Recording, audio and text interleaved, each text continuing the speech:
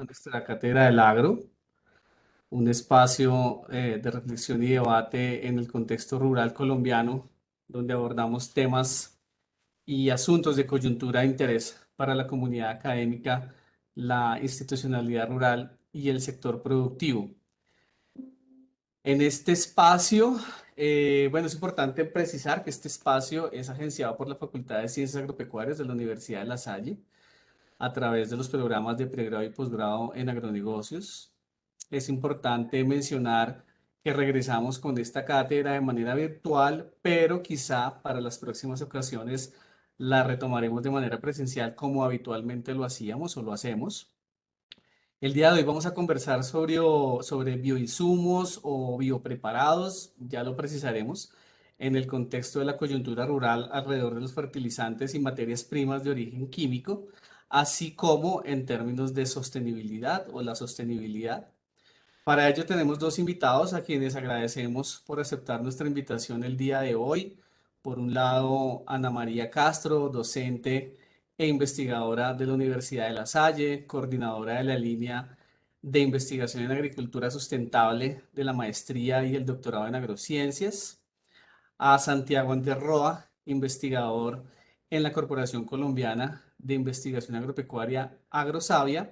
A los dos muchas gracias y siéntanse bienvenidos.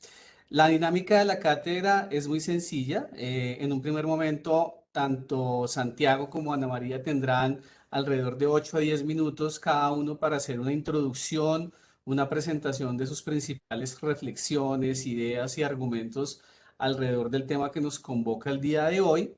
Seguidamente, a manera de conversatorio, vamos a abordar algunas preguntas orientadoras que hemos preparado, pues que han venido surgiendo precisamente alrededor de los bioinsumos en diferentes perspectivas, no solo en términos de los sistemas de producción. Y por supuesto, si el tiempo nos lo permite, podríamos incorporar en la conversación algunas preguntas de las personas que asisten la tarde de hoy a nuestra cátedra. Al respecto, es muy importante que las preguntas las pueden hacer a través del chat y cuando lo hagan deben seleccionar la opción a todos los panelistas para que todos podamos ver entonces las preguntas o algunas de las preguntas que ustedes pues quieran formular para que las tomemos en la medida del caso al cierre de la cátedra. Bien, entonces vamos a dar inicio, para lo cual invito a Santiago para que haga su primera intervención. Santiago, bienvenido, muchas gracias. Adelante. Hola, buenas tardes, Oscar, y a todos los participantes.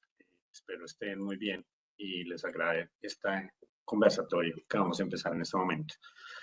Bueno, antes que nada me gustaría partir de la definición de qué es un bioinsumo y su diferencia con bioproducto, ¿sí? Porque puede haber realmente algunas confusiones en algunas de las personas que nos están escuchando.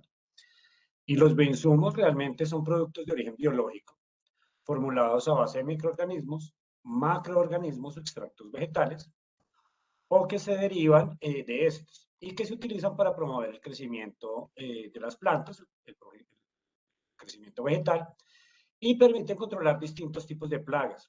Es decir, su objetivo es actuar como pesticidas, fertilizantes o ser inductores en defensa vegetal.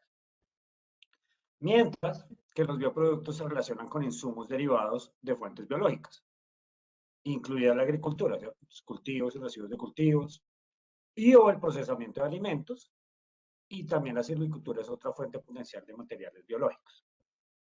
Hago digamos que esta aclaración, y es porque dentro de los bioproductos también podríamos encontrar productos de uso cosmético.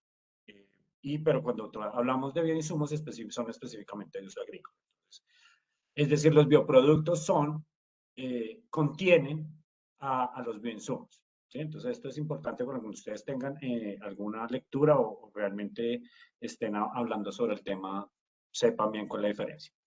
Pero bueno, entonces, ¿por qué surgen estos bioinsumos? ¿Cierto? Entonces, hacia 1940, la llamada Revolución Verde, con un auge de ella entre 1960 y 1980, tuvo consecuencia un gran aumento de la producción agrícola mundial. Obviamente buscando evitar hambrunas en países del tercer mundo, en países subdesarrollados y en vías de desarrollo. Y debido a esto, se intensificaron las áreas cultivadas, se empezó a utilizar masivamente fertilizantes y pesticidas de síntesis química, maquinaria pesada, tractores, un montón de cosas así, y el avance tecnológico en riego. Pues digamos que hasta acá uno dice, bueno, vamos bien, pero ¿qué pasó? Pues, este avance tuvo consecuencias negativas. Realmente tuvo disminución en la biodiversidad, aparecieron plagas resistentes a esos herbicidas, pesticidas y fertilizantes que nosotros estábamos utilizando, y se desequilibraron los agroecosistemas. Estos efectos perjudiciales se vieron en el medio ambiente y también sobre los alimentos, ¿cierto? Porque estos alimentos ya no tenían la suficiente calidad y presentaban deficiencias en aminoácidos esenciales y un contenido desequilibrado de ácidos grasos esenciales, en vitaminas, minerales y otros factores de calidad nutricional.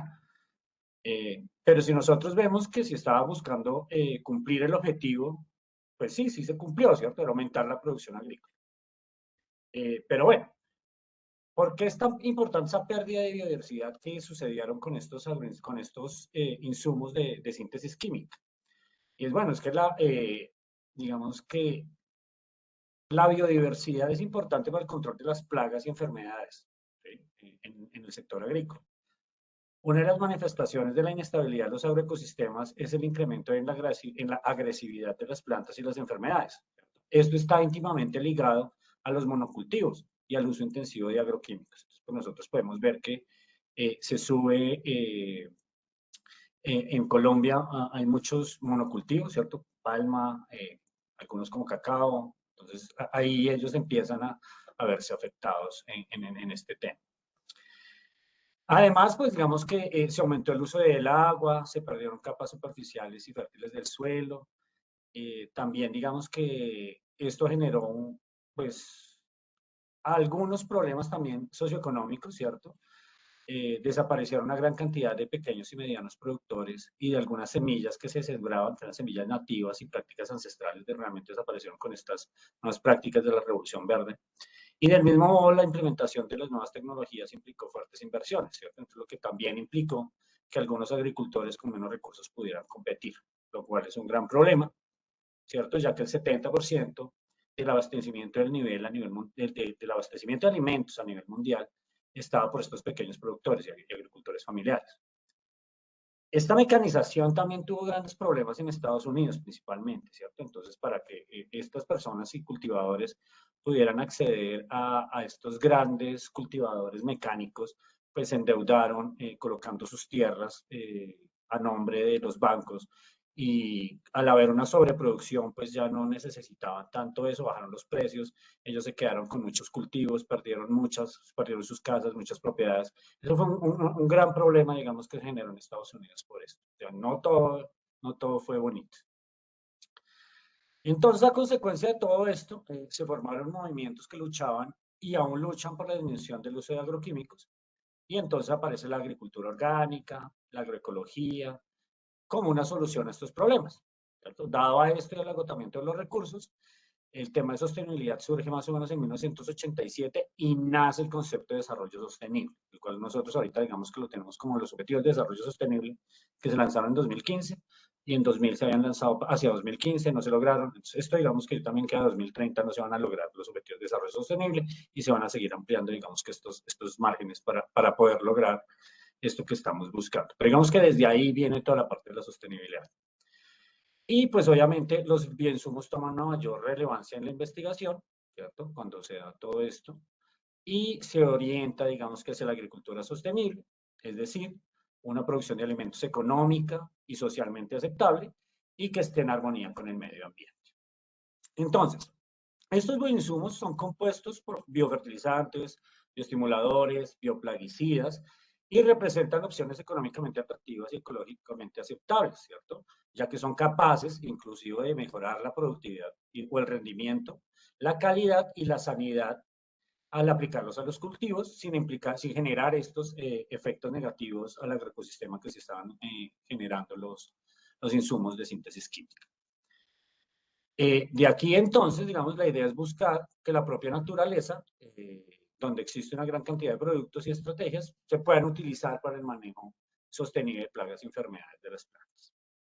Así pues, entonces, los bioinsumos actuales tienen sus orígenes en los biopreparados, que se desarrollaron a lo largo de la historia por los agricultores, ¿cierto? Ellos fueron los primeros que miraron eso. Entonces, estos biopreparados tienen carácter local. Digamos, un biopreparado hecho en Nariño, pues no va a servir en Santander porque no necesariamente con lo que se hace en Nariño se va a conseguir en Santander. Explico un poco más este concepto.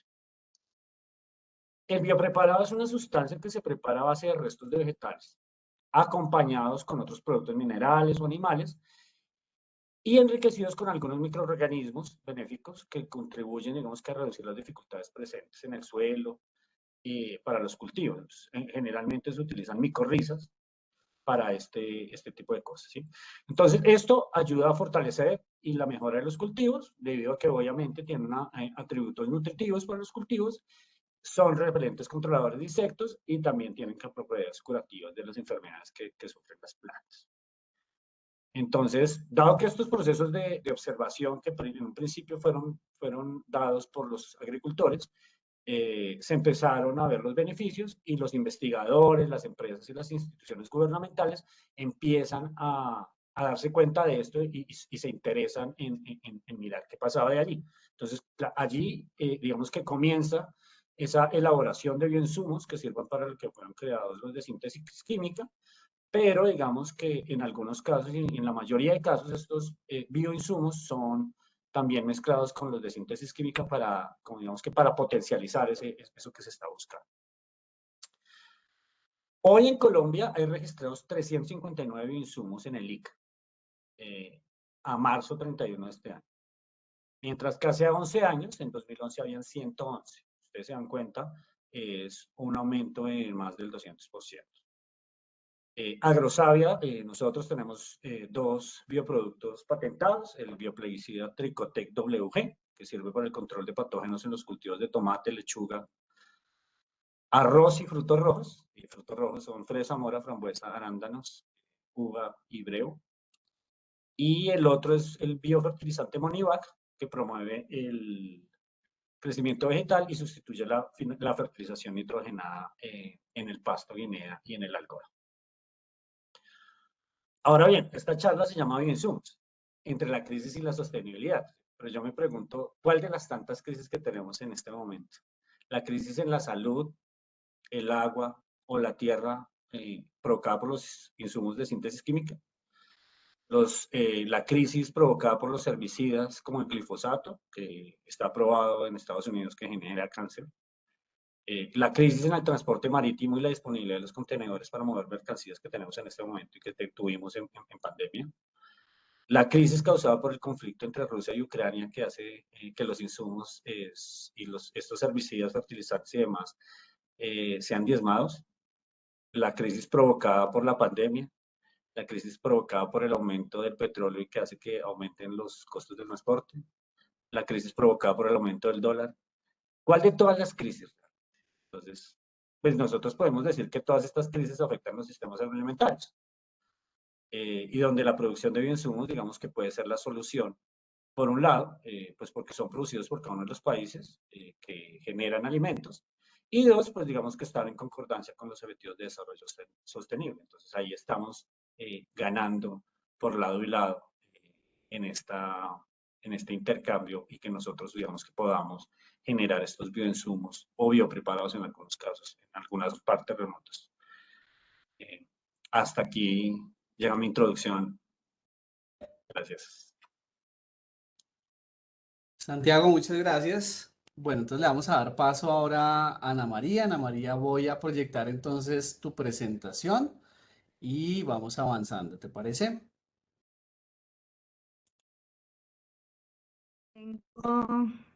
¿Me oyen? Sí, perfecto, listo.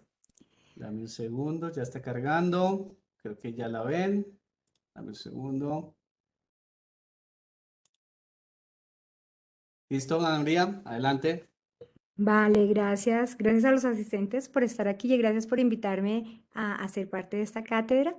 Yo quisiera entonces iniciar de una manera pues muy evidente, descontextualizando desde mi punto de vista los bioinsumos, cuál es nuestra participación en la crisis Y me gustó pues ese acercamiento de Santiago, aunque cuál de todas las crisis en las que estamos, ¿cierto? Y cuál sostenibilidad es la que apuntamos, ¿cierto? ¿Qué es sostenibilidad o qué buscamos con la sostenibilidad? Si quieres la siguiente. Entonces, entendemos como bioinsumos productos donde ocurren los procesos biológicos a cargo de diversos microorganismos y quiero hacer énfasis en diversos, en la diversidad no solo de un número de diferentes tipos de especies microbianas que se encuentran allí en los bioinsumos, sino de las diversas funciones que tienen estos productos.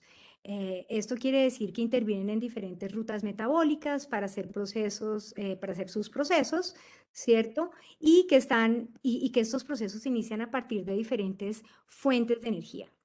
Esto garantiza entonces que los bioinsumos sean eficientes en los procesos de descomposición, pero también en neutralidad del suelo, en liberar la gran cantidad de nutrientes macros y micros que se necesitan en las plantas, estimulantes de crecimiento, floración, enraizamiento, ¿cierto? Basados entonces, pues en esta definición, no es dejar actuar a la naturaleza, ¿cierto? Sino es acelerar los procesos que ocurren en el suelo.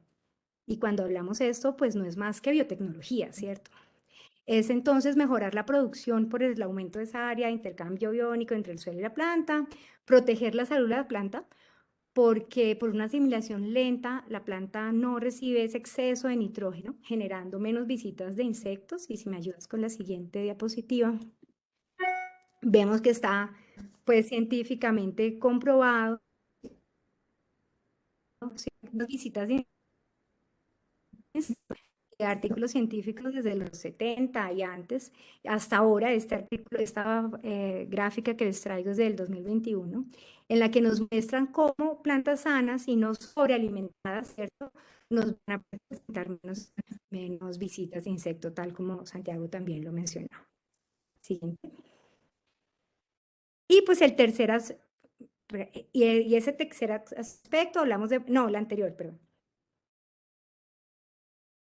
Hablamos entonces de esa productividad, de esa sanidad y pues en tercero tenemos esas características estructurales que le dan los bioinsumos al suelo, ¿cierto? Y pues eso para mí no es más que una biotecnología. Ahora sí, la segunda, la quita por favor. Una biotecnología, no, la siguiente, creo que pasó una.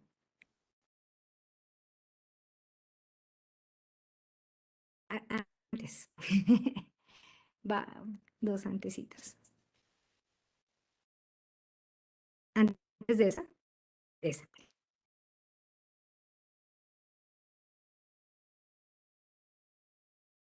La siguiente. La siguiente es esta. No, la siguiente, sigue, la siguiente y la siguiente. Esa. La anterior, es que ahí donde dice proviene, ajá, el intercambio de saberes, anterior. Antes, Listo. no sé por qué se salta, donde dice uno, no, dos, esa. Ahí. Entonces, es una biotecnología, ¿cierto? Que inicia con el intercambio de saberes de distintas comunidades, por un lado en el mantenimiento de ese conocimiento ancestral, ¿cierto? En preservar esas prácticas culturales, en ir al bosque y sacar suelo, en observar cómo funciona la naturaleza y evidenciar que esas acciones que hacen, pues sí mejoran el suelo, ¿cierto? Existiendo, a pesar de las imposiciones externas que provienen de un solo saber, de la ciencia. Y no lo digo de manera negativa, sino por las razones técnicas para responder a la pregunta que aún no se me produce más, ¿cierto? Se lleva resolviendo en laboratorio y bajo condiciones controladas, sin tener en cuenta las interacciones, ¿cierto? Entonces, nuestro objetivo y es pues aumentar la producción y homogeneizar un poco ese sin accionar mucho en cómo funciona ese entorno, ¿cierto? Más bien una recomendación general que funciona para todas las plantas. Y es que es cierto, ¿cierto? Funciona. Porque se adicionamos que sean resistentes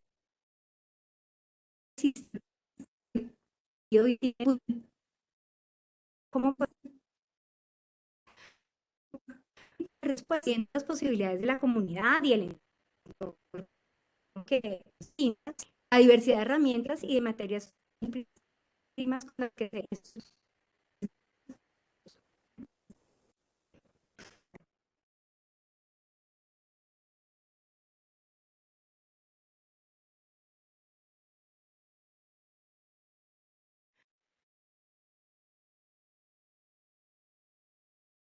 Yo creo, Ana María, no sé si de repente puedas apagar tu video Sí, y vale. dejas tu micro abierto porque te estamos escuchando con bastante interferencia. Adelante, Ana María. Listo, gracias. Entonces, ¿mejor? ¿Mejoró? Sí, Eh, eh,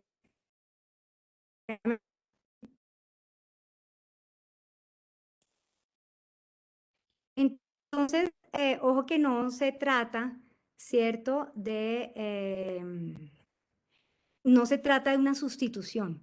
Aquí la idea entonces no es pasar de un producto por otro, por utilizar bioinsumos, sino la implementación de prácticas, esos microorganismos que estamos adicionando al sistema. Los no funcionan si van de la mano, si no van de la mano de las prácticas. O no sé, alta producción, esto es simplemente porque se hace una sustitución. Entonces, yo ejemplo, ¿cierto? Como cubrir el suelo, porque los desnudos quedan a merced pues, de la sequía y de los rayos ultravioletas del sol que los van a matar. Fue eh, de diversificación de esos cultivos. Y tercero, pues mantener una mitad, trabajar a estos microorganismos en el suelo. Entonces, bueno,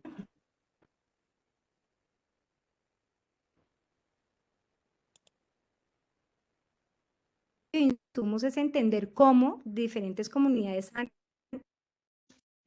resuelto, han encontrado los principios por los cuales esas y es ciencia, ¿cierto? Es allí donde se da el intercambio de saberes. No llevar una receta de un lado al otro, sino entender por qué funciona en un lugar, en un territorio, pueden aplicar estos principios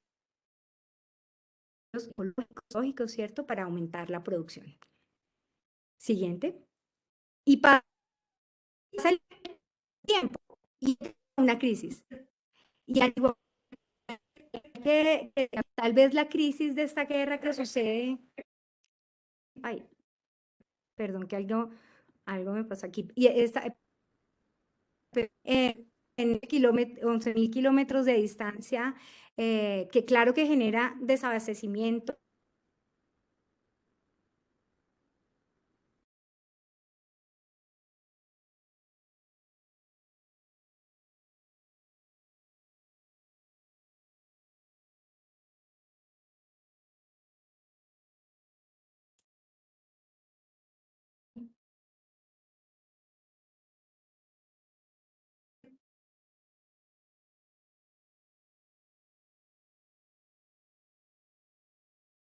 Ana María, no te estamos escuchando.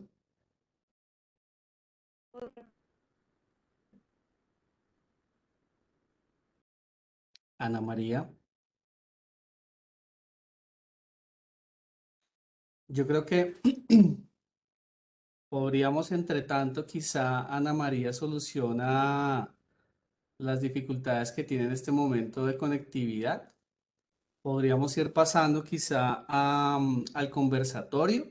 Vamos conversando contigo, Santiago, en la medida que Ana María de repente se puede conectar. Quizá Ana María intenta conectarte desde tu celular con tus datos. De repente podría funcionar porque, como te digo, no te estamos escuchando. ¿Te parece?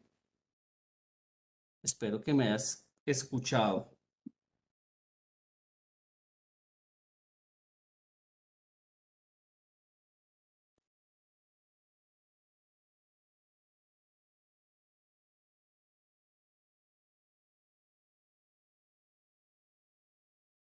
Se te fue el sonido, Oscar.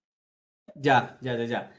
Lo siento por Ana María, porque estaba bastante interesante lo que nos estaba contando, pero no la estamos escuchando, entonces ya aquí estoy conversando con ella vía WhatsApp, para tratar de solucionar el inconveniente. Entonces vamos a dar paso al segundo momento y quizá cuando Ana María regrese sobre las preguntas que vamos a tener, pues ella podría retomar algunos de los elementos que nos estaba comentando, si a ustedes les parece. Entonces, bueno, Santiago, pues hemos preparado algunas preguntas, y creo que la introducción que hiciste hace algún momento está muy bien, porque claramente podríamos hablar de crisis multifactor, multisector, y creo que de una u otra manera podríamos tratar de hilar unas ideas con otras. Yo quisiera entonces arrancar por lo siguiente, Santiago. Mm, Creo que, bueno, en los últimos años, en el contexto de esta economía de mercado, hemos visto cómo los precios de los insumos, inclusive antes de pandemia, relacionados con la producción agropecuaria, han venido incrementándose de forma incluso descontrolada. Y esto, por supuesto, afecta a la producción local, que implica, podría decirse, sacrificar utilidad o transferir precio al consumidor, afectando toda la cadena de valor. En este sentido, bueno, una pregunta que ya nos hemos hecho antes y que vale la pena traerla nuevamente en este momento: ¿es necesario reevaluar el modelo de apertura económica que involucra los acuerdos de libre comercio como parte de la estrategia de crecimiento del sector productivo agropecuario? ¿Tú qué piensas? ¿Existe quizá una manera de contrarrestar esta situación desde el mercado de los fertilizantes, por ejemplo, bueno, particularmente Colombia? ¿Tú qué crees? ¿Qué consideras? Pues digamos que la respuesta así corta es sí. Digamos que los modelos económicos siempre son reevaluados, no necesariamente esa reevaluación implica una implementación, pero sí son reevaluados y también digamos que se reevalúa cómo se están midiendo. ¿Sí? Hay una constante generación de conocimiento de qué es lo que está pasando y cómo lo deberíamos medir mejor. ¿Sí? O sea, no podemos decir que vamos a propender por un modelo de sustitución de importaciones como en 1950, ¿sí? Aunque estamos peor que en 1950. En 1950 el índice de Gini era de 0.52 y hoy es de 0.54. Son 2 puntos, pero ¿en cuántos? En 70 años no hemos cambiado. Estamos más mal. Estamos peor. Pero tampoco pues, podemos continuar igual, o sea, con el modelo actual. O sea, ya hay países que nosotros tenemos, con los cuales tenemos convenios, pero ellos tienen subsidios a sus productos agrícolas. ¿Sí? Y entonces esto hace que obviamente no seamos competitivos frente a ellos ni frente a los productos que ellos están generando. ¿Sí? Digamos que eso ha hecho que desaparezcan algunos cultivos y dependamos de importaciones. A nivel internacional es conocido por todo el mundo que hay 4 principales productos agroalimentarios: el frijol, el trigo, la soya y se me olvidó el otro. Bueno, son 4. Y eso es grave que nosotros dependamos. El maíz, pero se me olvidó. Y nosotros no somos los grandes productores de maíz, nuestro maíz generalmente es importante. El maíz que se produce acá es para alimentación de los animales muchas veces. Sí, entonces digamos que frente a esa crisis de hoy, que es coyuntural, no, esperemos que no dure mucho tiempo, es coyuntural realmente, pues debemos buscar nuestra seguridad y soberanía alimentaria. Y si eso implica cerrar el comercio internacional frente a las exportaciones, debemos hacerlo. ¿Sí? El sábado, India decidió que ya no va a exportar trigo. Imagínense qué sucede ahí. Es uno de los 4 productos que les acabo de mencionar, que son la base de la alimentación mundial. Pero ¿y por qué lo hacen? Pues ellos lo que hacen es cuidar a su gente. ¿Cierto? Deben proporcionar alimento a la población antes de pensar en exportarlo y que se alimenten el resto de países. Pero en Colombia, por aprovechar los precios internacionales, pues preferimos exportar que cuidar a nuestra gente. Y eso tenemos que cambiar, ¿cierto? Pues el gobierno tiene que tomar decisiones ya. De hecho, está tarde en la toma de decisiones. Nosotros, cuando vimos que los precios del crudo estaban subiendo y eso estaba haciendo que subieran los precios internacionales, debimos de haber tomado decisiones. Oiga, toca empezar a incentivar los cultivos que son base de la alimentación de los colombianos. Llegamos a la crisis de COVID y eso debió ser una alerta mucho más fuerte para poner a trabajar al campo, para no depender alimenticiamente del extranjero, pero no se fortaleció. Y hoy la crisis de los precios originada por la invasión a Rusia y Ucrania, pues debemos tomar, es mucho más grave y debemos tomar medidas urgentes antes de que desabastezcan los mercados locales, ¿sí? Precisamente por esas ansias de los comerciantes de sacar todo al exterior por ganar en el corto plazo, unas ganancias muy, muy, muy buenas, pero vamos a dejar a los colombianos sin comida. Entonces, sí tenemos que cambiar. Gracias, Santiago. Bueno, entre tanto, Ana María regresa, pues podemos seguir conversando contigo. Una serie de, digamos que de tensiones, preguntas que han venido surgiendo, no propiamente de lo que ha venido pasando en los últimos meses, quizá más en la perspectiva o en la coyuntura de los últimos años asociados a las condiciones rurales sagradas de nuestro país, que tiene que ver con los precios y la disponibilidad del fertilizante químico. ¿Tú qué crees? ¿Por qué el país no ha logrado ser autosuficiente en insumos para el sector agropecuario? ¿Qué pasa allí? Bueno, digamos que ahí hay varias cosas, ¿sí? A ver,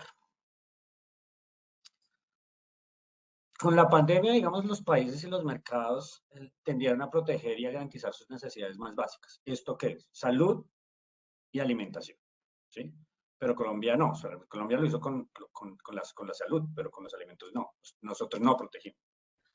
El resto del mundo sí. ¿Sí? Entonces, habrá hecho eso que hace el resto del mundo, pues genera un incremento en la demanda de alimentos.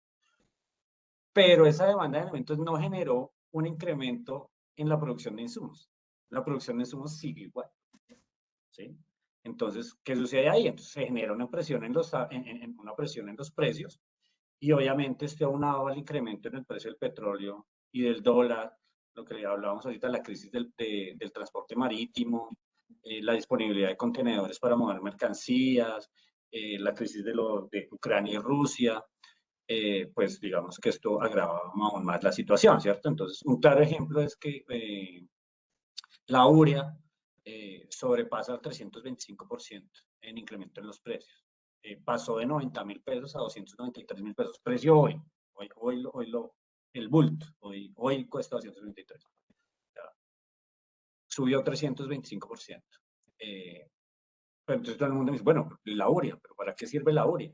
No, pues la urea son los fertilizantes más utilizados ya que aporta el nitrógeno a las plantas. Las plantas necesitan nitrógeno, fósforo, potasio y carbono, ¿sí? Entonces, carbono, no carbono. Entonces, digamos que esto es importante, la urea es importante. Y les mostraré unos datos, digamos que Colombia importa 20% de los agroinsumos a nivel nacional, de todos los países. ¿Sí? Y de ese 20% importa 29% de urea. ¿Sí? Y 40% de cloruro de potasio desde Rusia. No es el 42 como tal, como lo muestran algunos medios, es el 40 de ese 20 que importamos de agroinsumos, ¿sí? Eso realmente, digamos que viene siendo como el 20%, ¿sí? Si miramos las importaciones de abonos desde Rusia, digamos que es un ejercicio que acabo de hacer, porque precisamente estamos escribiendo un documento para mirar estas implicaciones de Rusia y Ucrania, cómo afectan el sector agrario colombiano. Son datos que acabo de sacar, de hecho.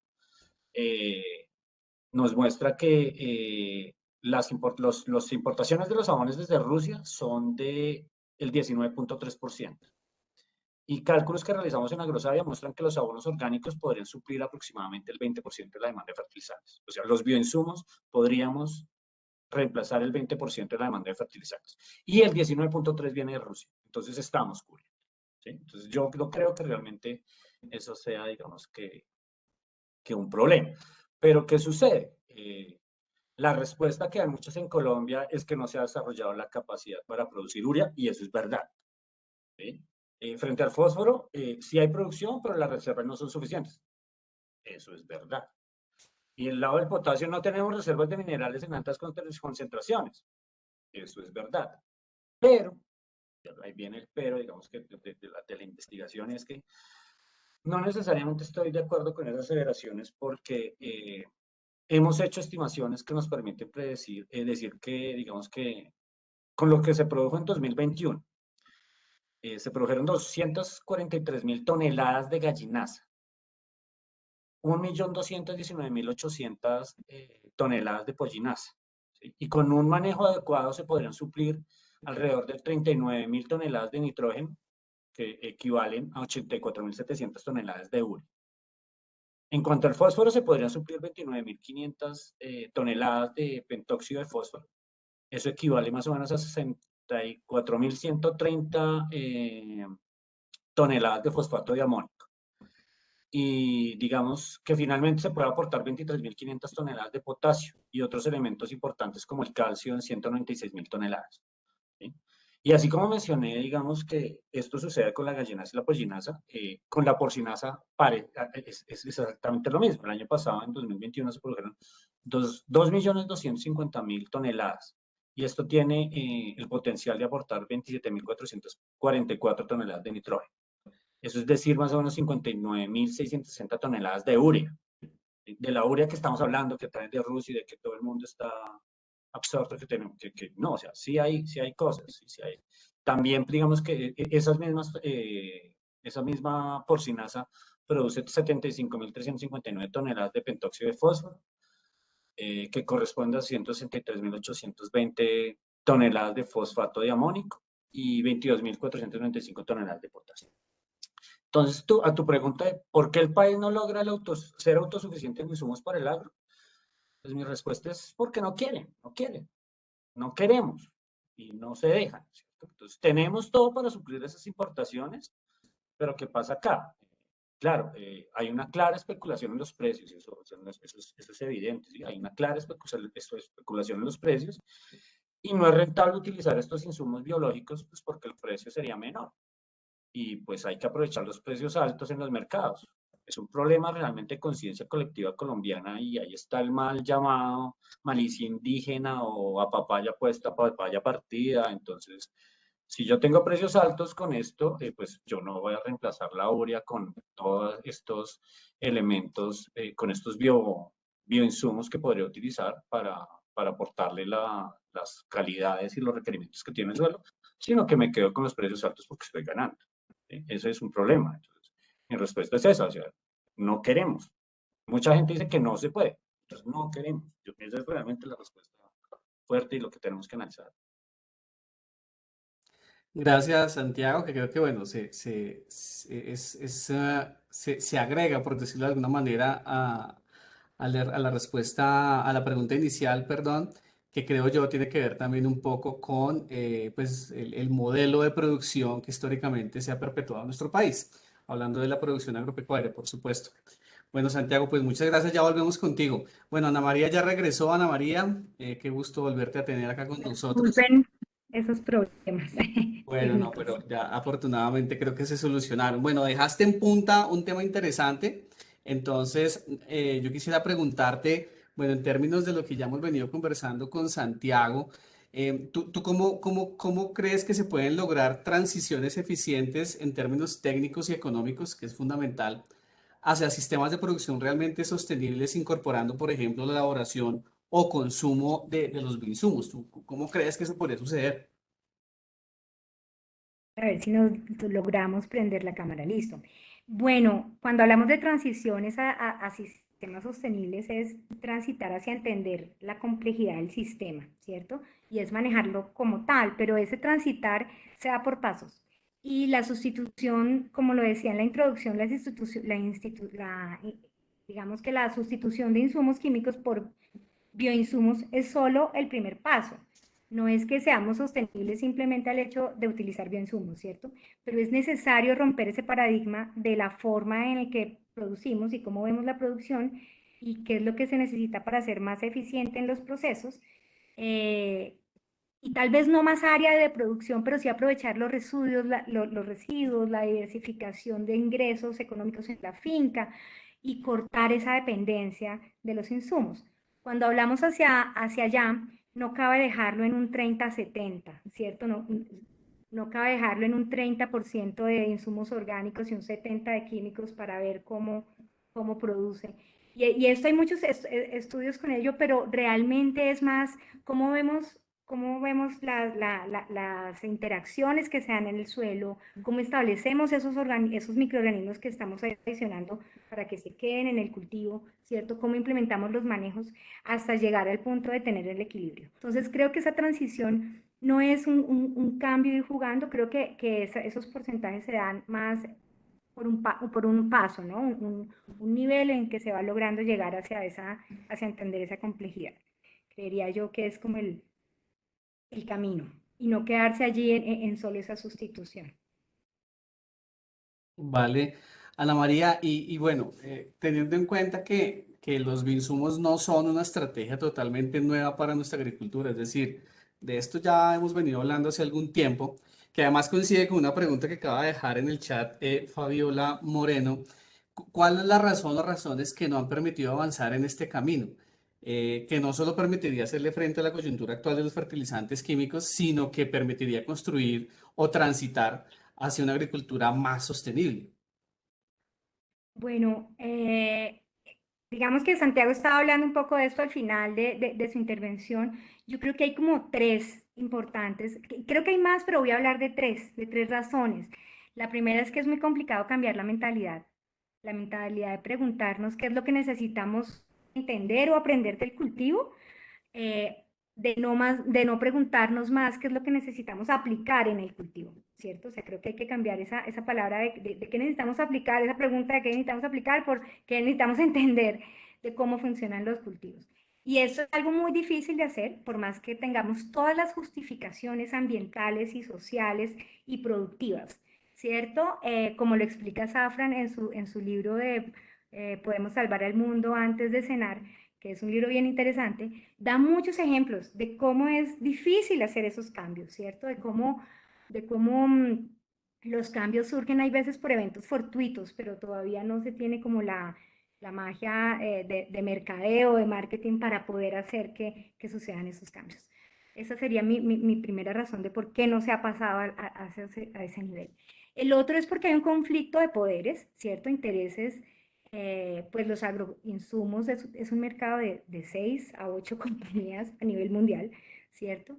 Y además de eso se fusionan con otras empresas, o sea, están funcionando con otras empresas de diferentes eslabones de la misma cadena. Entonces, pues el poder es bastante y esto se refleja directamente en la voluntad política y además en la normativa y regulación. Entonces, pues aquí es difícil. Esto también lo habla Pat Mooney en su libro de Blocking the Chain, o traducido al español lo tradujeron como la insostenibilidad de la agricultura 4.0 del 2019, y habla de esto, ¿no? De cómo esas uniones de las empresas, de cómo esas uniones de las corporaciones, pues hacen que haya una presión en los países de no dar ese cambio. Y la tercera, creo que es una ambigüedad en los objetivos de las agriculturas, vistas como alternativas, ¿no? Porque estas agriculturas tienen muchos nombres: dinámica, orgánica, generativa, agroecológica, bueno, y cada una con diferentes matices. Eso confunde un poco y permite que no se genere confianza entre los investigadores y entre los agricultores. Y yo diría más entre los investigadores, ¿no? Digamos que hay muchas ambigüedades en esto, ¿no? Cada artículo propone una palabra de agricultura alternativa. Y eso no ha ayudado a que esos procesos se den digamos, de manera masiva, y tampoco han sido apoyados un poco por esta sociedad basada en proyectos a corto plazo, ¿no?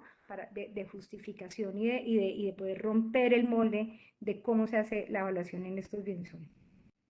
Creo que esas son unas tres de las razones por las cuales no vemos que crece esto, ¿no? Ok, muchas gracias, Ana María.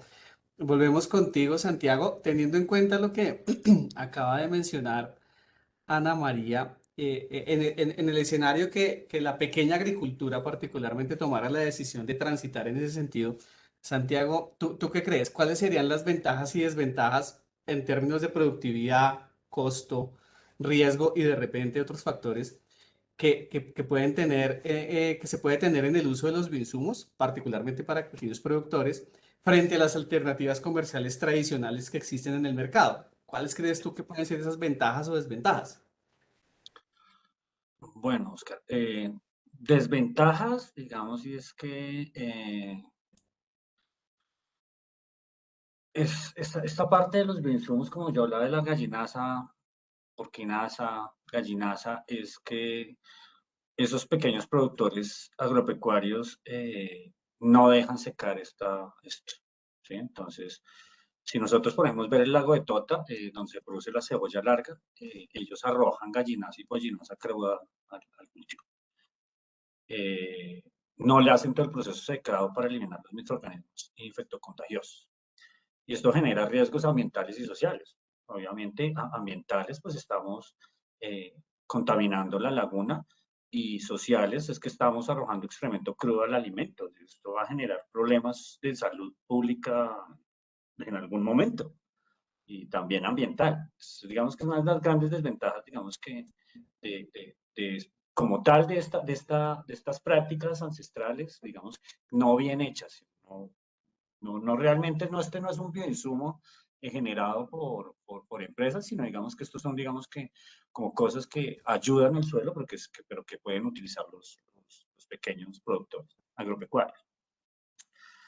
Ahora, digamos que yo sí le veo muchas ventajas, digamos que si los productores utilizaran compost, ¿cierto? El compost se hace de desechos domésticos, hierbas, deyecciones animales, tierra y cal, y esto digamos que ayudaría, ¿cierto? En costos.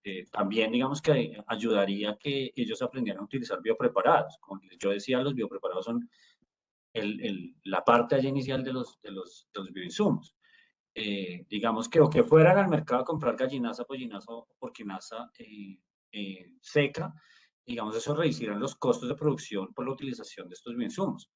Digamos que también utilizando todo esto que ahorita estaba mencionando Ana, y es que era esto que nosotros decimos de los conocimientos ancestrales, lo que ahora trae la agroecología, y digamos que todo esto se muestra que cultivar todo como un sistema en equilibrio, hay que diversificar las especies, ¿cierto? Aplicando principios agroecológicos, simulando las condiciones de un ecosistema natural, ¿cierto? Hay algo que se llama la huerta que ríe quiere decir rotar, intercalar y escalonar. Eso se va olvidando, y digamos que aprovechar las propiedades alelopáticas o de complementariedad que tienen las diversas especies vegetales. Digamos, por ejemplo, las babosas y caracoles se pueden controlar con ajenjo, los insectos se pueden controlar con limonaria, los hongos con manzanilla. Esto, digamos que son prácticas ancestrales que no realmente son bioinsumos, pero sí hacen parte de toda esa parte bio a la cual estamos recurriendo ahorita para que estos pequeños productores puedan aumentar sus ingresos, disminuir sus costos y disminuir sus riesgos. Santiago, muchas gracias. Ana María, tomando en consideración lo que acaba de decir Santiago, y creo que también la pregunta tiene que ver un poco con la existencia propiamente dicha o la coexistencia propiamente dicha de diferentes modelos de producción territorialmente o en los mismos espacios geográficos, un mismo espacio geográfico rural, por ejemplo. Ya dijiste o ya dijeron algunas cosas al respecto de esta pregunta, pero ¿realmente será que sí es posible pensar en sistemas de producción que no dependan de insumos químicos para la producción? Y en términos de la transición, ¿cómo articular estas dos formas de producción para que haya equilibrio? Si es que se pueden articular, ¿no? ¿Tú qué crees? Bueno, yo creo que el equilibrio no está en articular dos formas de producción, porque no son porque son procesos muy diferentes, son procesos que van en tiempos, no solamente en tiempos diferentes, sino que no son compatibles, es decir, aplicar un insecticida, pero aplicarlo más poquito, ¿cierto? Al contrario, lo que puede generar unos más desequilibrio en cuanto a resistencias y esto con los insectos. O, por ejemplo, mezclarlo con un ajo y ají y un poco de insecticida, pues eso solo evidencia que no se entiende cómo funciona cada uno de los, ninguno de los dos, mejor dicho, ¿cierto? Y por qué se toma la decisión de usar el uno o el otro. Yo creo que lo que nos hace falta es entender por qué cada uno de los insumos químicos se adicionan. y entendiendo eso podemos buscar maneras de solucionar ese problema a partir de la diversidad de la naturaleza y maneras sistemáticas que sí logran funcionar, ¿cierto? En Colombia hay reportado, de lo reportado, alrededor de 80.000 hectáreas de producción orgánica, ¿cierto? Y recalco 100% orgánicas, porque si no es 100% no es orgánico, ¿cierto? Cuando hablamos de que están en un proceso de transición, pero no es orgánico, ¿cierto? Entonces, cuando hablamos de orgánico, sí es 100% dentro de ya el ciclo productivo. Sí, entonces, este porcentaje, si lo vemos, es muy pequeño, de 80.000 hectáreas, es muy pequeño con respecto a los 7 millones destinados para la agricultura en Colombia, ¿cierto? Estamos hablando de que es más o menos el 1% de lo reportado, pero existen muchos ejemplos que sí se encuentran reportados como transición al nivel del mundo, de que funcionan solo, sin adición de insumos químicos, y también a nivel regional, ¿no? Desde FAO, CIPAP, SOCLA, todos han reportado todos los procesos de transición y cómo funcionan sin 100% orgánicos. Pero les voy a contar un ejemplo de ese 1%, ¿cierto? Como para dar idea a mi contextualización. Y una es que conozco una finca de 114 hectáreas, ¿cierto? Es un sistema silvopastoril que hace 8 años inició una transición. Como cuenta con recursos, ¿cierto? Es una finca que tiene los recursos, hizo una importante inversión en infraestructura, lombricompostaje, tanques para hacer los bioinsumos, ¿cierto? Cómo recolectar esos líquidos y cómo hacer el sistema de riego en los potreros. Hoy en día, después de 8 años, el suelo está tan funcional que ya ni siquiera necesitan adicionar insumos, ¿sí? El suelo funciona porque ya tiene establecidos esos microorganismos que hacen la función de compostar y de fertilizar los pastos y los forrajes. Entonces, ya cuentan con la infraestructura, ya cuentan con el conocimiento de cómo hacer los insumos y ya cuentan con la experiencia de la aplicación, es decir, están convencidos de que eso funciona. Y ahora, ¿qué hacen? Pues están montando una fábrica de bioinsumos, ¿cierto? Esto entonces, la finalidad no era montar una fábrica de bioinsumos, pero esto sí nos muestra cómo hacemos sistemas sostenibles, cómo este proceso genera sistemas sostenibles y obviamente sistemas económicamente sostenibles, ¿cierto? Y entonces, esto creo que es un ejemplo preciso para diferenciar ese paso entre no solamente cambiar los insumos, sino sí comenzarlos a producir, ¿cierto? Y comenzarlos a vender pues digamos que notar que es un sistema sostenible. Vale, Ana María, muchas gracias. Pues yo quiero aprovechar tu respuesta Ujú, porque, y contarle a todos además que, bueno, acá en La Salle nosotros hablamos de agronegocios sostenibles, que eso puede de repente para algunos ser absurdo, pero no es así, porque creo que hemos venido construyendo unos marcos teóricos, epistemológicos y metodológicos para que eso empiece a suceder. Empezando por la transformación misma del término, como lo hemos venido acuñando. Y hablamos además que buscamos que estos modelos de producción sean justos, sean equitativos y sean transformadores. Pero en ese sentido, y además amarrándolo con una pregunta que también nos acaban de dejar en el chat, ¿cuáles pueden ser esas estrategias o la mejor alternativa para hacer un uso masivo masivo, así como tú lo estás planteando, de los ujú. bioinsumos en Colombia? O sea, ¿cuál podría ser la ruta, por decirlo de alguna manera? Bueno, yo sí creo que los bioinsumos sean aquellos que uno prepara en su finca, ¿sí? Más que comprarlos, precisamente porque es entender cómo está la complejidad del sistema, ¿cierto? Y cómo la finalidad no es entonces usar los bioinsumos, sino que esa finca produzca y que se establezcan, ¿cierto? Entonces, para mí es la educación y esa divulgación de todo lo evaluado en cuanto a las interacciones y por qué funcionan los sistemas integrados, ¿cierto? Y el efecto tiene una práctica, y qué efectos tiene pues esa práctica en el ecosistema. La mejor forma para mí serían las estrategias participativas en estas, que como bien es el lema de Utopía, es aprender haciendo, ¿cierto? Y es ensayar. Y estas estrategias participativas también pues están en la medida de compartir las experiencias a través de campesino, de las metodologías del campesino a campesino, en el que pues si tu vecino lo puede lograr venga y aprendo cómo el vecino lo hace y de pronto voy a obtener mejores estrategias que comprando un bioinsumo, porque es que el bioinsumo no trae en la etiqueta la práctica para poderlo implementar. Es decir, es aplicarlo, pero no cómo se puede establecer en el sistema. Que creo que también entonces no sería tan buen negocio, ¿cierto?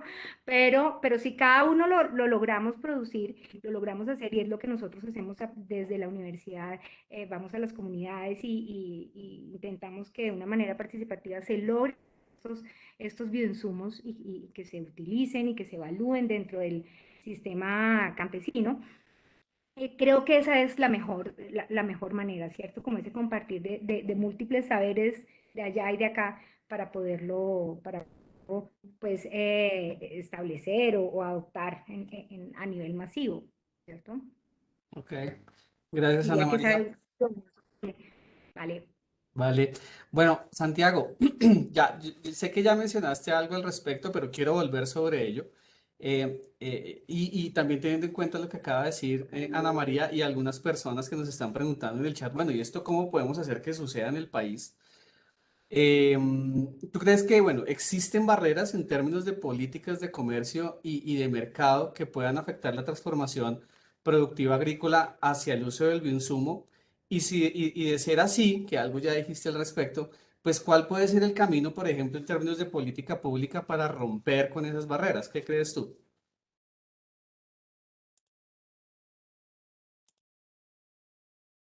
No, el micro, Santiago. Ya. Dale. Y digamos que esta pregunta es, digamos que un poco compleja. Sí hay barreras, obviamente. Diferente a lo a lo que dice Ana, sí hay bioproductos que fabrican empresas. Hay obviamente una creencia más yo por eso tengo una diferencia entre bioinsumos y biopreparados. ¿Sí? Los biopreparados son los que hacen los mismos agricultores con sus conocimientos ancestrales, con los residuos que tienen de sus fincas, de sus parcelas, de su producción, de su misma producción. Y eso es diferente a los bioinsumos que se producen a nivel industrial, que no son esos mismos de síntesis química, pero son bioinsumos. ¿Sí? Y digamos que mucho de eso es, digamos que una gran competencia que tienen las entidades para sacar ese tipo de insumos, porque de todas maneras eso genera patentes, eso genera dinero. ¿Sí? Lo otro no le genera dinero a las empresas. ¿Sí? Esos biopreparados le generan dinero a quienes los empiezan a utilizar. Y sí, obviamente, digamos que esa es una gran limitación. O sea, no es que el gobierno limite a las personas a utilizar sus biopreparados, sino que hay una gran difusión de los bioinsumos de algunas empresas y también de los de síntesis química, ¿sí? Porque digamos que si uno mira los, los extensionistas, si hay extensionistas genéticos, que pertenecen a las casas que venden ese tipo de cosas, pues ellos le van y les venden, pues obviamente los insumos, los de síntesis química, que son un poco más caros, y le dan todas las propiedades y les dicen cómo se utilizar y cómo hacer eso. Entonces, esa es una gran limitación, o sea que las casas que venden esos insumos de síntesis química o ese tipo de cosas están yendo a las comunidades y les venden ese tipo de cosas. Lo otro es que pues entre ellos mismos hay muchas rivalidades aquí en Colombia entre los mismos productores de las mismas zonas, entonces entre ellos mismos no se comparten la misma información y esto genera problemas. Ahora, en política pública, digamos que sí, digamos que todos los bioproductos, ya como tal bioproducto, si uno lo quiere comercializar, tiene que llevar un registro ICA. ¿Sí? Y ahí te puedes demorar todo lo que quieras haciendo ese registro ICA, ¿cierto? Porque eso tiene que pasar, digamos que por la resolución 68370 el 27 de mayo del 2020, tiene que pasar por la resolución 329 del 27 de abril del 2001, tiene que pasar por la resolución 375 del 27 de abril del febrero del 2004, por una circular por allá de agosto de 2020, por una resolución 150 del 21 de enero de 2003, que es el reglamento técnico de fertilizantes, ¿cierto? La resolución 187 del Ministerio de Agricultura, por el cual se adopta el reglamento para la producción y procesamiento, empacado, de todo, para el sistema de control de productos agropecuarios ecológicos. Entonces, si uno quiere hacer todo eso, pues obviamente si va a tener un montón de barreras, va a tener que gastar plata para sacar un bioproducto que vaya a comercializar, como estaba diciendo Ana, que algunos donde ya se inició eso, están pensando en eso. Es bueno que piensen en ese emprendimiento. También piensen en precisamente cuáles son las restricciones que se generan si lo quieren comercializar. O le toca comercializarlo de manera clandestina, digamos así, sin etiqueta, sin ponerle todas las propiedades, y sería comercializarlo, digamos que regional, dentro de las personas que están alrededor. Pero que uno pueda comercializar, tiene un montón de cosas para que se los acepte el registro ICA. ¿Sí? Entonces, digamos que yo sí creo que hay esa traba ahí desde el punto de vista de políticas públicas para esa utilización de biopreparados. Ya los bioinsumos, digamos que lo sacan las empresas y tienen la plata para meterlo y para patentarlo, y todo me pago. La patente es cara y mantenerla en el tiempo es cara. Pagar el dinero y decir, mira, ahí está el dinero y voy a sacar todo esto con registro, con número, y eso se lo pongo en el base y ya lo vendo. Ya lo otro es, digamos que, otra cosa, los biopreparados. O sea, yo decía, ahí difiero entre los bioinsumos que utilizan que hacen las empresas para comercialización y los biopreparados que se generan territorialmente. Vale, gracias Santiago. Bueno, yo quisiera hacerles una última pregunta a los dos, la misma pregunta para los dos, un poco para conocer su opinión. Entonces, pues inicialmente dándole la palabra a Ana María. Y bueno, partiendo pues de los, insisto, de los sistemas o de los modelos de producción pues que tenemos o que existen o coexisten o tratan de coexistir en nuestro país. Mm, Digamos que, es decir, ¿ustedes qué creen? Los bioinsumos, dejándolo en la categoría de bioinsumo, ¿podrían funcionar igual para la agricultura a pequeña escala que para la agricultura a gran escala? ¿Ustedes qué creen? Ana María, ¿quieres Bueno, adelante? sí, es que sigue yo voy a ser reiterativa en mi propuesta, y es que se necesita es un cambio de mentalidad. Los bioinsumos por sí solos, aplicándolos con la misma idea de aplicar un insumo químico, no nos va a funcionar. Y es allí cuando vemos esos comentarios de que esto no funciona o no es rentable. Los bioinsumos, y acepto la aclaración entre biopreparado y bioinsumo, es decir, voy a hablar del bioinsumo, igual se necesita establecer, porque lo que estamos comprando normalmente son células vivas, ya sean latentes o que haya que activarlas cuando se aplican, ¿cierto? Pero a la larga lo que se quiere es implementar estos microorganismos dentro del sistema, ¿cierto? Aumentar los microorganismos, aumentar la mejora del suelo. Entonces, creo yo que lo que se necesita realmente es un cambio en la forma de ver el sistema productivo, porque si solo lo aplicamos, pero no les damos las condiciones, no va a funcionar ese bioinsumo. Y ese cambio en la mentalidad, aunque a algún lado de la población nos puede parecer o lo percibimos que se está dando, cuando vamos a ver las estadísticas no se da, ¿cierto? El negocio de los bioinsumos es el 0,08% del negocio o menos. Entonces, pues, realmente no es que se dé, así tengamos presente todos los daños que hacen los agroquímicos. Yo sí creo que hay que comenzar a cambiar la forma de pensar para que puedan establecerse tanto en los pequeños como en los grandes cultivos. Y en ambos funciona, hay infinidad de ejemplos reportados, tanto en revistas de investigación como en revistas de divulgación, en las que nos cuenta todo el proceso de cómo se hace. Digamos que hay una metodología para hacerlo, y estrategias prácticas, no solamente dentro de la práctica agrícola, sino también dentro de ese impacto social y ambiental que esto genera para poder cambiar los sistemas productivos, digamos, para podernos afianzar y creer y ver que es un proceso metódico y sistemático, ese cambio de los sistemas productivos. Gracias a Ana María. Santiago. Ya. Sí, digamos que frente a esto, Yo creo, estoy de acuerdo con Ana María y creo que sí es un cambio de mentalidad y el cambio de mentalidad colombiana, ¿sí? Aquí en Colombia hay grandes problemas, no solamente desde la utilización de los bioinsumos, sino desde los mismos de síntesis química. Aquí Colombia está estudiado, ¿cierto? En Colombia se aplican 499 kilogramos de fertilizantes de síntesis química por cada hectárea cultivada y el promedio de Latinoamérica es de 106,9 kilogramos. Eso significa 392,5 kilogramos adicionales.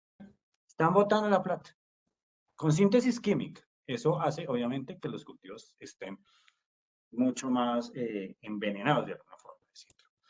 Ahora, frente a los bioinsumos, hace falta divulgación. Lo mismo que decía Ana María anteriormente.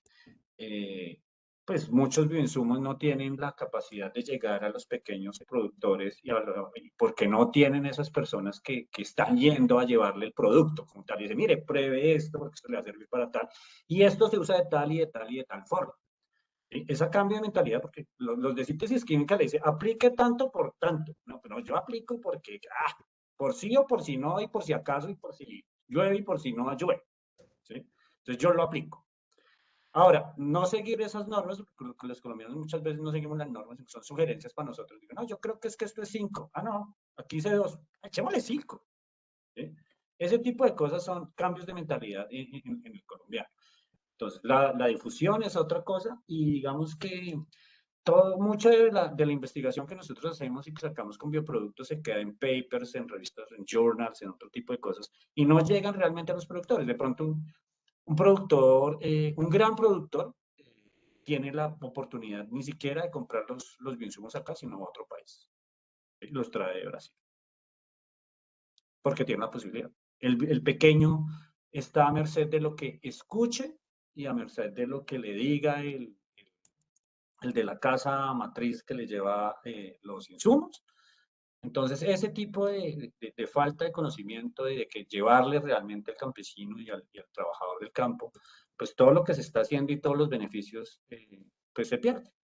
Ese es, digamos, que lo que sucede. ¿Cómo llegar? Pues difusión, de alguna forma. En Colombia la extensión agropecuaria no hay. La extensión agropecuaria solamente existe en el café y las casas matrices, como les digo. De resto, y ellos venden es por el producto por el que ellos le pagan.